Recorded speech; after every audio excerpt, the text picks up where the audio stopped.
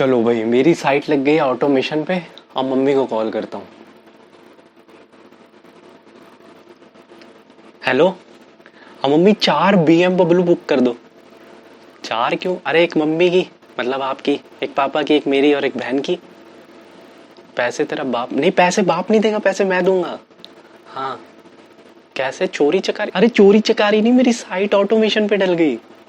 Site, अरे mummy मेरी news website automation पे डल गई। अब अंधा पैसा, पैसा ही पैसा।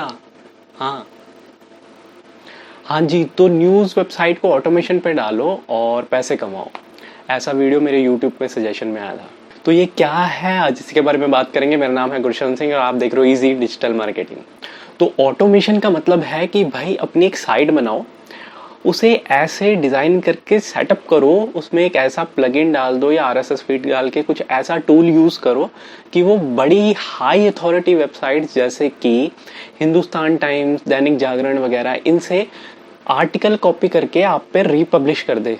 जैसे ही मतलब हिंदुस्तान टाइम्स पे या दैनिक जागरण पे डेली 5, 10, 15 न्यूज़ आती रहती हैं, खबर आती रहती है ना, तो वो छोटे बहुत छोटे आर्टिकल्स जो होते हैं वो डलते रहते हैं दिन में कितने कितने। तो आप अपनी साइट पे ऐसे टूल यूज़ करो कि जैसे ही हिंदुस्तान टाइम्स वगैरह कोई आर्टिकल डाले वो वहाँ से रीपब्लिश आपकी साइट पे हो जाए। इससे क्या होता है कि कंटेंट रीपब्लिश हो गया और फिर क्या होगा, आप अपने यहाँ पे एडसेंस अप्रूव करवा लोगे, लोग आपके यहाँ के न्यूज़ पढ़ेंगे और फिर आप पैसे कमाओगे। इसे कहते हैं ऑटोमेटिक न्यूज़ वेबसाइट। तो क्या अब ये चीज़ करनी चाहिए या नहीं? एक्चुअली इस टॉपिक पे वीडियो बनाने वालों ने ये नहीं सोचा या ये अपडेट नहीं पड़ी गूगल की कि भाई ये स्क्रेप्ड कंटेंट में आता है। तो ये पॉलिसी जो है, मतलब क्या है गूगल की, ये ऑफिशियली ब्लॉग पे ये आप पढ़ सकते हो। ये देखो, ये डॉक्यूमेंटेशन है इसकी गूगल की। अब मैं इसमें एग्जांपल देके समझाता हूँ ये क्या बोल रहा है। अगर आप कोई कंटेंट रीपब्लिश करते हो, यानी किसी ने आर्टिकल डाल रखा है, आपने अपने वेबसाइट पे रीपब्लिश कर दिया उस कंटेंट को, उस कंटेंट पीस को, तो ये आता है स्क्रिप्ट कंटेंट में। ऑटोमेटेड टेक्निक से कंटेंट अपनी साइट पे डालते हो, जैसे टूल या कोई प्लगइन डाल के, या फिर आरएसएस फीड से जनरेट करा के कंटेंट डालते हो, तो या फिर कोई कंटेंट पीस को डला हुआ है कहीं पे और उसे थोड़ा बहुत एडिट करके, बिना उसमें कोई वैल्यू एडिट किए, आप अपने वेबसाइट पे रीपब्लिश मार रहे हो, तो ये भी कंटेंट आता है स्क्रिप्ट कंटेंट में। एक और है कि भाई अगर आप किसी की इमेज, वीडियोस एम्बेड करते हो अपने आर्टिकल्स में, बिना उसमें कोई एडिट किए या बिना आपका उसमें कोई हाथ है, आपने कोई वैल्यू एडिट नहीं की उसमें, कंटेंट कोई ऐसा नहीं बनाया कि लोगों को वह कहीं और ना मिल रहा हो, ऐसा कुछ नहीं बनाया, तो आपने वो भी एक तरह से रीपब्लिश किया, तो ये भी आता है स्क्रिप्ट कंटेंट में। तो मैंने जो वीडियो देखी उसमें बंदा बोल रहा था कि आप क्या करो, स्टार्टिंग में ऐसे मत करो कि पहले आपने रिपब्लिश कंटेंट कर दिया, फिर आपने जो गूगल एडसेंस के लिए रिक्वेस्ट डाली, फिर अप्रूवल नहीं मिलेगा। तो उसने क्या ट्रिक मारने के लिए बोला, उसने बोला कि आप पहले ना यूनिक ब्लॉग्स लिख लो अपने, जो आपने कहीं से और कॉपी ना किए हो, बिल्कुल फ्रेश ब्लॉग लिख लो, 10, 15, 20 जितने भी। उसके बाद एडसेंस के लिए रिक्वेस्ट डाल दो, फिर एडसेंस अप्रूव हो जाएगा साइट पे।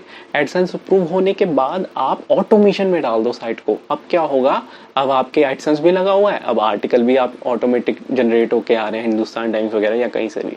तो आप में से काफियों को पता होगा शायद जिन्होंने एडसेंस ट्राई किया है कि भाई अगर आप यूनिक कंटेंट डालते हो तो एडसेंस रहता है। अगर जैसे ही आपने पहले अप्रूवल भी ले रखा हो, अगर आपने 1-2 आर्टिकल्स भी कॉपीड डाले तो आपका एडसेंस सस्पेंड हो सकता है। तो दूसरी चीज ये है कि सस्पेंड हो जाएगा एडसेंस, मजाक नहीं है।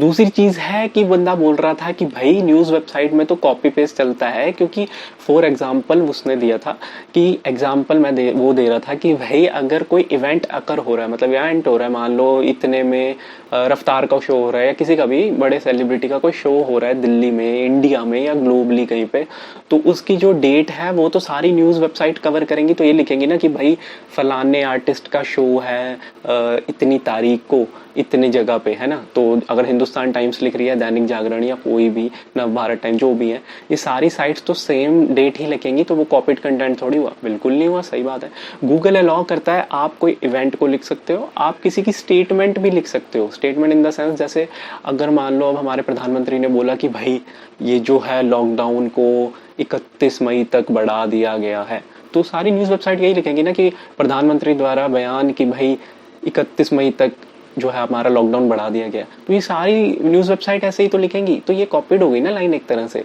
तो ये इतना अलाउ करता है गूगल, बट उसकी इंट्रोडक्शन और एंड तो अलग होगा, वो तो अपनी लैंग्वेज में लिखो, पूरा एक कॉपी पेस्ट थोड़ी चेपना है।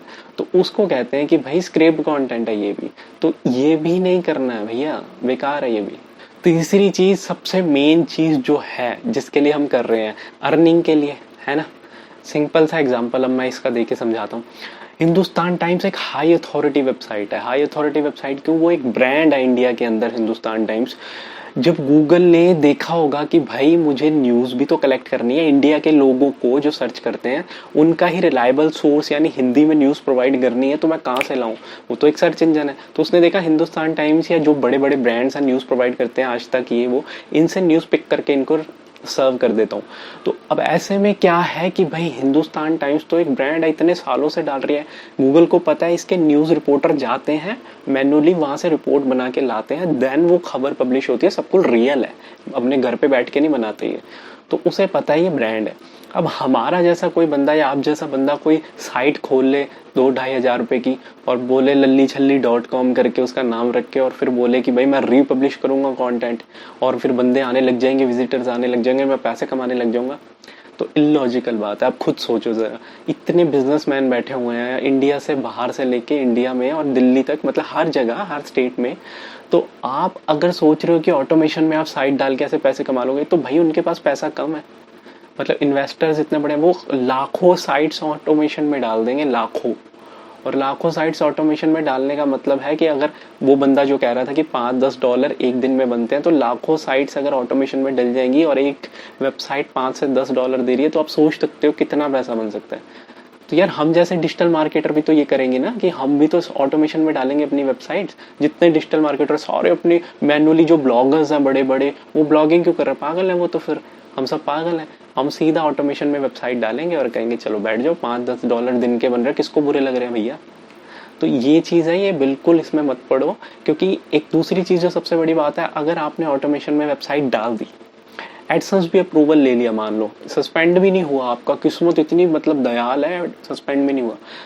अब आपको लगता है कि जो आर्टिकल हिंदुस्तान टाइम्स या बाकी वेबसाइट्स ने डाल रखा है, अथॉरिटी वेबसाइट ने, उनका रैंक हो गया, उसमें आप कॉपी पेस्ट कर रहे हो और आपका आर्टिकल भी रैंक होगा, आपको लगता है? वो ऑलरेडी उसके डाटाबेस में है गूगल के, और उसने वो कॉपी रैंक कर दिया, फिर वो आपकी कॉपी क्यों रैंक करेगा? और दूसरी बात, रैंक होने के, जब रैंक नहीं होगा ऑर्गेनिक ट्रैफिक आएगा नहीं, ऑर्गेनिक ट्रैफिक जब आएगा नहीं तो कौन एडसेंस वाली एड्स पे क्लिक करेगा? कैसे पैसे बनेंगे आपके? इलॉजिकल है वो चीज़।